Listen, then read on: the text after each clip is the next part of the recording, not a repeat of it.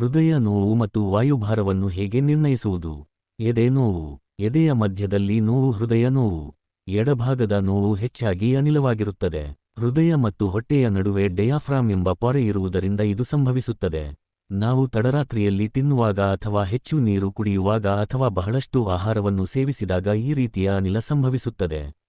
ನಾವು ಸೇವಿಸುವ ಆಹಾರ ಸರಿಯಾಗಿ ಜೀರ್ಣವಾಗದಿದ್ದರೂ ಸಹ ಅನಿಲ ಉಂಟಾಗುತ್ತದೆ. ಇದಕ್ಕೆ ಅತ್ಯುತ್ತಮ ಮಾರ್ಗವೆಂದರೆ ಆರೋಗ್ಯಕರ ಆಹಾರವನ್ನು ಸೇವಿಸುವುದು ಮತ್ತು ಸೀಮಿತ ಸಾಕಷ್ಟು ನೀರು ಕುಡಿಯುವುದು. ಈ ಅನಿಲ ಸಮಸ್ಯೆ ಇರುವವರು ಅಂಗಡಿಗಳಲ್ಲಿ ತಿನ್ನುವುದನ್ನು ತಪ್ಪಿಸಬೇಕು.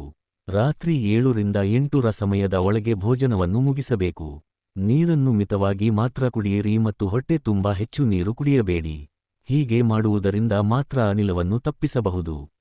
ದೇಹ ಆರೋಗ್ಯಕ್ಕೆ ಸಂಬಂಧಿಸಿದ ಇಂತಹ ಅಮೂಲ್ಯ ಮಾಹಿತಿಯನ್ನು ನೀವು ಮಾತ್ರವೇ ಅಲ್ಲ, ಇತರರಿಗೂ ತಿಳಿಸಿ, ಹೆಚ್ಚು ಹಂಚಿಕೊಳ್ಳಿ. ಪ್ರಾಕೃತಿಕ ಆಹಾರ ಮತ್ತು ಆಯುರ್ವೇದ ಸಲಹೆಗಾರರು, ಪಾರಂಪರಿಕ ಚಿಕಿತ್ಸಕ ಸಿದ್ಧವೈದ್ಯರು ಸುರೇಶ್